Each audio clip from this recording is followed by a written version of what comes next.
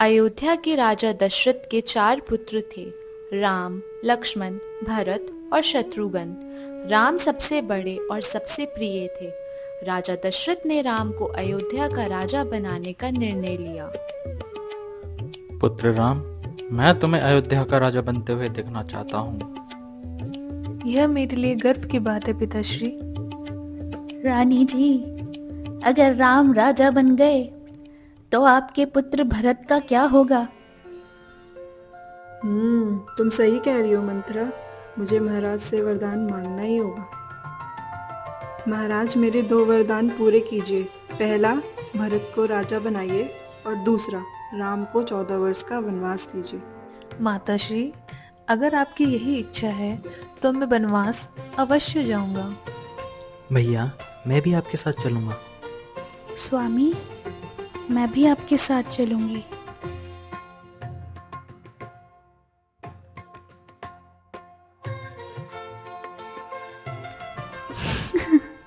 हे राम, तुम बहुत सुंदर हो। मैं तुमसे विवाह करना चाहती हूँ। देवी, मैं पहले से ही विवाहित हूँ। तुम मेरे भाई लक्ष्मण से पूछो। मैं तो केवल अपने भैया का सेवक हूँ। तुम मेरे लिए उचित नहीं हो देवी। शूर्पणखा, यह बुरा किया तुमने। शूर्पणखा की नाक काट दी गई और वह राम से बदला लेने की बात कहकर वहां से चली गई। यही घटना रावण के क्रोध का कारण बनी। प्रभु, देखो कितना सुंदर हिरन है। मुझे ये हिरन चाहिए। लक्ष्मण, तुम सीता का ख्याल रखना। मैं अभी आता हूँ। जो आज्ञा भैया। प्रभु श्री राम जैसे ही हिरन पर वार करते हैं, उसी क्षण हिरन अपने असली राक्षस रूप में आ जाता है और छल करने के लिए चिल्लाता है, हे लक्ष्मण, मुझे बचाओ। यह आवाज़ सुनकर सीता माता डर जाती हैं और वह लक्ष्मण को आदेश देती हैं। लक्ष्मण, तुम अपने भैया की सहायता के लिए अभी जाओ। जो आज्ञा भाभी माँ, परंतु मेरी भी एक विनती है कि आप इस लक्ष्मण रेखा से बाहर ना जाए। यह आपकी रक्षा के लिए है। मैं तुम्हारी आज्ञा का पालन करूंगी। जैसे ही लक्ष्मण वहां से गए, रावण एक साधु का वेश धारण कर सीता माँ के पास गया और बोला, भिक्षाम देहि। भिक्षा स्वीकार कीजिए महाराज। देवी, कृपया कर आगे आकर भिक्षा दीजिए। माफ कीजिए महाराज, मैं आगे आकर भिक्षा नहीं दे सकती। देवी, आप मेरा तिरस्कार कर रही हैं। मैं आपकी भिक्षा तभी स्वीकार करूंगा जब आप स्वयं आगे आकर मुझे भिक्षा देंगी, क्योंकि ना ही मैं पशु हूँ और ना ही नीच जाति का, जो आप मेरा इस प्रकार तिरस्कार कर रही हो। घर में आया हुआ मेहमान भगवान के बराबर होता है, इसलिए मैं आपको श्राप देता हूँ कि आपका पति।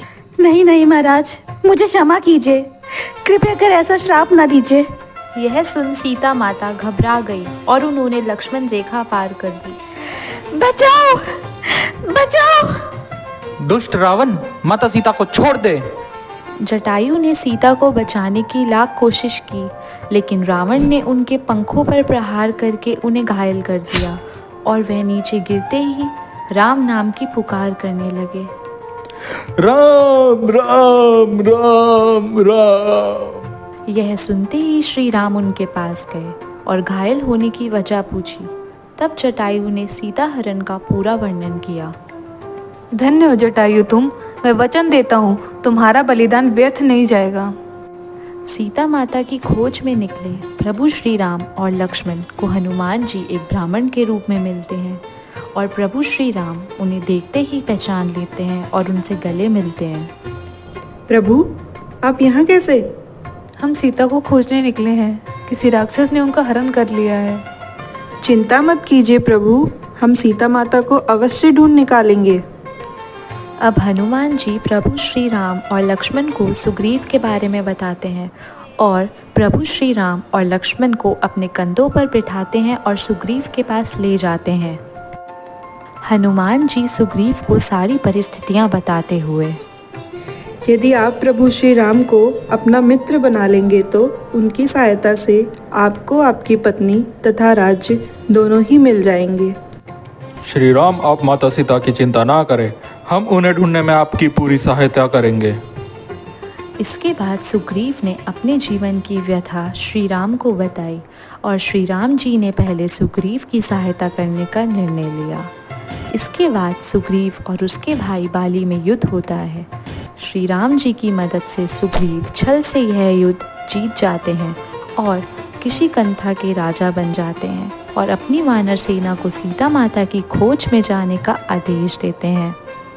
अपने भाई जटायु का प्रभु कार्य के लिए दिव्य बलिदान सुनकर संपाति के नेत्र प्रेम से भर आए और उसने अपनी तेज दृष्टि से समुद्र पार तक देखकर बोला कि सीता माता लंका के राजा रावण के कैद में है। वहां अनेक राक्षसियों ने उन्हें घेर रखा है। सीता जी का पता पाकर पूरी वानर सेना बड़ी प्रसन्न हुई और चारों ओर उत्साह का माहौल छा गया।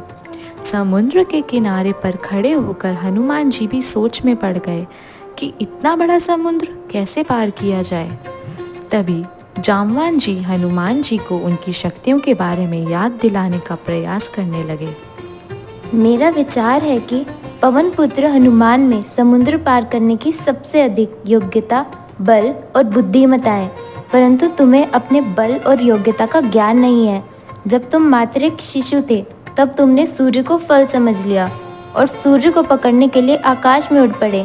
ये देखकर इंद्र ने तुम्हारे ऊपर वज्र प्रहार कर दिया और तुम बेहोश होकर पर्वत पर गिर पड़े। तब पवन देव ने क्रोधित होकर पूरे विश्व की वायु रोक ली। तब सभी देवताओं ने उनसे क्षमा मांगी और तुम्हें वरदान दिया।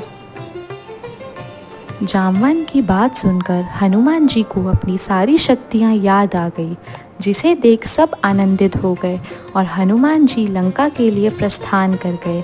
लंका पहुंचते ही हनुमान जी की नज़र एक सुंदर वाटिका पर पड़ी, जिसका नाम था अशोक वाटिका। वहाँ पर उन्हें राक्षसनियों के बीच एक देवी बैठी हुई दिखी। यह देखकर वे आश्चर्य हो गए और समझ गए कि इतनी पवित्र तो सीता माता ही हो सकती है, और उनके नेत्रों से आंसू बहने लगे और वे अपने आप को रोक नहीं पाए और सीता माता के चरणों का स्पर्श किया और बोले, माँ, मैं प्रभु श्री राम का दूत हनुमान, ये अंगूठी प्रभु श्री राम ने आपको देने को कहा है। आप दुखी ना हो माता, शीघ्र ही प्रभु श्री राम, लक्ष्मण और उनकी वानर सेना आपको लेने आएंगे। विजय भव हनुमान। सीता जी से वार्तालाप करने के बाद उन्होंने अशोक वाटिका को तहस नहस कर दिया। यह देखकर रखवाले राक्षसों ने क्रोध में आकर हनुमान जी को बंदी बना लिया और रावण के दरबार में ले गए। दरबार में पहुंचकर हनुमान जी ने कहा, हे रावण, मैं प्रभु श्री राम का दूत हनुमान हूँ। तुमने सीता माता का हरण करके केवल अपनी कायरता का परिचय दिया है।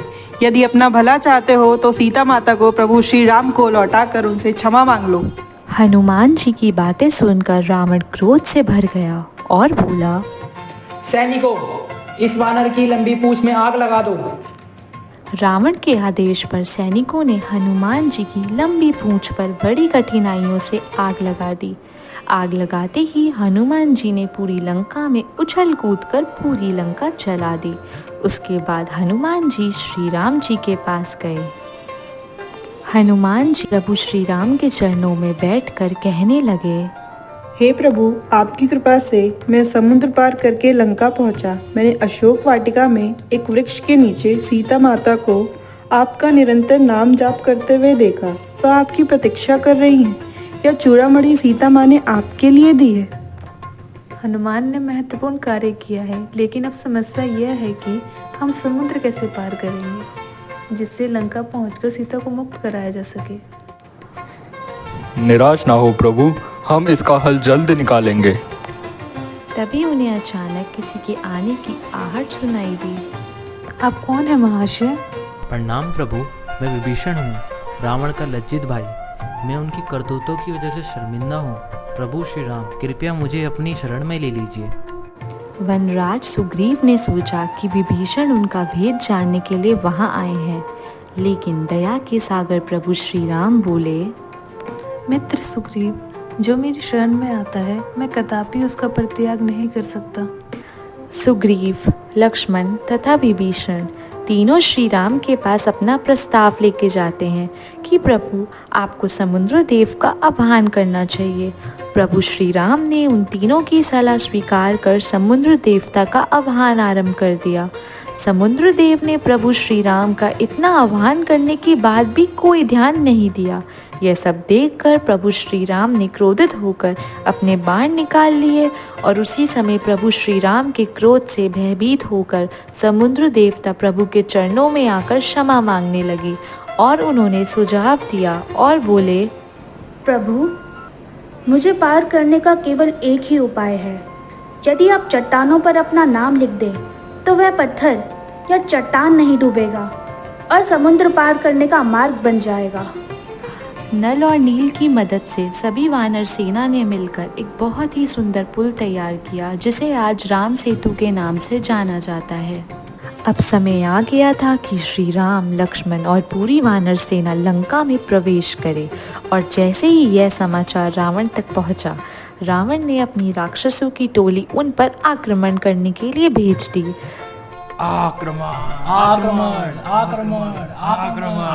इसी प्रकार वानर सेना ने राक्षसों की टोली पर हमला कर दिया और एक भयंकर युद्ध का आरंभ हुआ।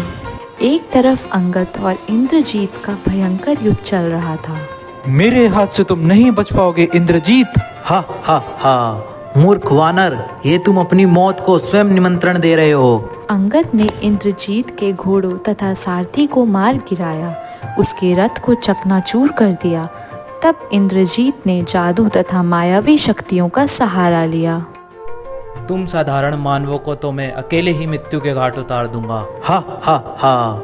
इंद्रजीत ने श्री राम तथा लक्ष्मण पर सर्प बाण से प्रहार किया और दोनों को अपनी शक्तियों से बांध दिया, जिससे कुछ समय के लिए वह दोनों मूर्छित हो गए।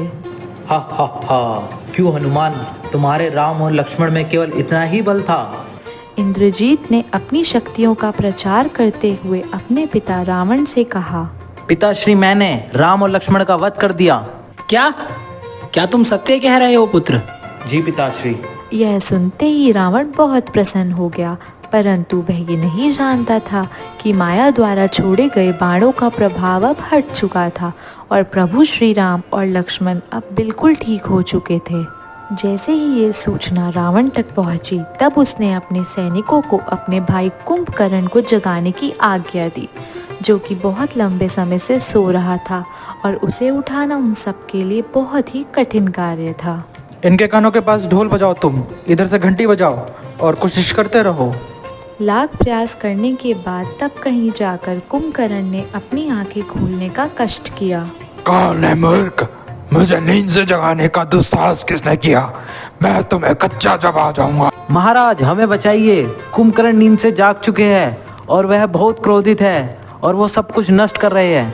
अवश्य मेरे भाई, तुम्हें नींद से जगाने का विशेष कारण है। मैंने राम की पत्नी सीता का हरण कर लिया है और राम उसे बचाने अपने भाई और पूरी वानर सेना के साथ उसे हमसे छुड़ाने आया है। क्या? ये क्या अनर्थ कर दिया आपने बड़े भैया? तुम खामोश कुंभकर्ण और मेरी बात ध्यान से सुनो।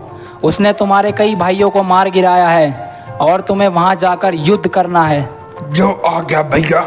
अब युद्ध के मैदान में कुंभकर्ण का आगमन होता है और वे वानर सेना का संहार करना शुरू कर देता है। जो भी उसके रास्ते में आता है वो उसे खा जाता या अपने पैरों से कुचल देता। हा हा हा हा हा, कहाँ है तुम्हारा राम? बोलो उसे मेरे सामने आए, वरना मैं तुम्हारी वानर सेना को खा जाऊंगा।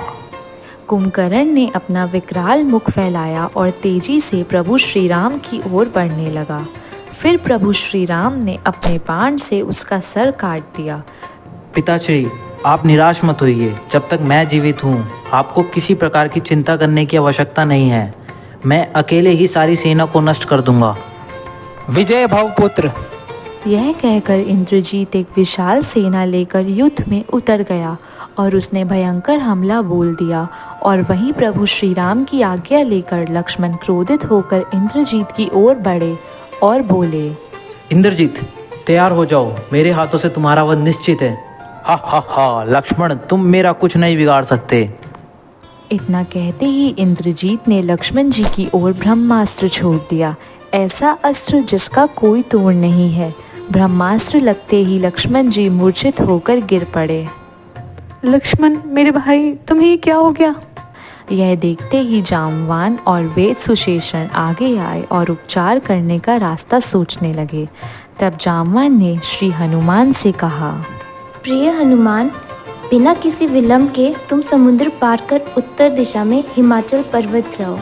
वहाँ 4 प्रकार की जड़ी बूटियाँ 10 दिशाओं को प्रकाशित करती है। उनमें से एक औषधि का नाम है मृत संजीवनी, जो मृत व्यक्ति को भी जीवित कर देता है। उसे तुम सूर्योदय से पहले यहाँ लेकर आओ।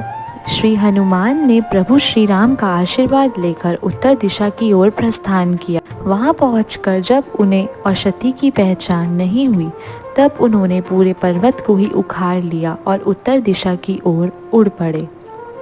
हनुमान जी औषधि पर्वत को उठाकर लक्ष्मण की जान बचाने के लिए बड़े तीव्र गति से उड़ने लगे और सूर्य उदय से पहले वे लंका पहुंच गए। वेद सुशेषण ने जैसे ही लक्ष्मण को मृत संजीवनी का पान कराया, वे नवीन बल तथा उत्साह के साथ उठ पड़े। मेरे अनुज, तुम ठीक हो गए? भैया, लक्ष्मण जी के उठते ही पूरी वानर सेना में उत्साह और हर्ष का माहौल हो गया। अगले दिन फिर से इंद्रजीत और लक्ष्मण जी का आमना सामना हुआ। लक्ष्मण जी ने बाणों की वर्षा कर इंद्रजीत का रथ नष्ट कर दिया और अंत में लक्ष्मण जी ने इंद्र शस्त्र का मंत्र पढ़कर तथा प्रभु राम का स्मरण कर अपना बाण इंद्रजीत पर चला दिया। बाण लगते ही इंद्रजीत भूमि पर गिर पड़ा और उसका वध हो गया। यह सुनकर रावण को भारी आघात लगा और अब रावण स्वयं युद्ध करने के लिए युद्ध भूमि में उतर पड़ा।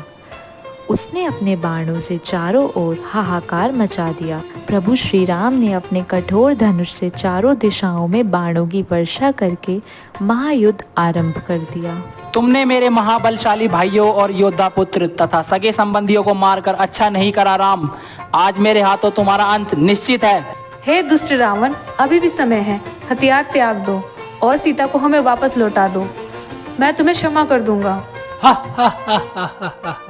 कदापि नहीं। रावण का विलास रथ और शक्तियां देखते हुए विभीषण ने श्री राम से घबराकर पूछा, प्रभु श्री राम, बिना रथ के नंगे पांव और कवचहीन रहकर आप किस प्रकार महाबली रावण को परास्त करोगे? प्रिय विभीषण, शौर्य और धैर्य मेरे रथ के पहिए हैं। सत्य तथा सदाकर मेरे मजबूत पताका हैं। बल, विवेक, दम और परोपकार मेरे 4 अश्व हैं। लेकिन सभी देवी देवता प्रभु श्री राम की विजय देखना चाहते थे। अतः इंद्रदेव ने अपना दिव्य रथ सारथी सहित प्रभु श्री राम की सेवा में भेज दिया। फिर प्रभु श्री राम और रावण का भयंकर युद्ध आरंभ हुआ। रावण ने अपने 10 सर धारण कर लिए और प्रभु श्री राम जैसे ही एक सर पर प्रहार करते, दूसरा सर प्रकट हो जाता। राम, तुम मुझे नहीं मार सकते। तब विभीषण ने प्रभु श्री राम को बताया कि प्रभु श्री राम, यदि आप रावण की नाभि पर वार करेंगे तो ही रावण मृत्यु को प्राप्त हो सकते हैं। ठीक है विभीषण। तब प्रभु श्री राम ने रावण की नाभि पर वार किया और राक्षस राज रावण के मुख से जीवन में प्रथम बार शब्द निकला और धड़ाम से भूमि पर गिर पड़ा और उसकी मृत्यु हो गई और प्रभु राम ने उसे अपना दिव्य धाम दिया। बच्चों, रामायण हमें सिखाती है कि धर्म के मार्ग पर चलने से सदा विजय होती है और सच्चाई की हमेशा विजय होती है। जब हम अपने कर्तव्य को निभाते हैं और सच्चाई के मार्ग पर चलते हैं तो हमें जीवन में सफलता और खुशी मिलती है।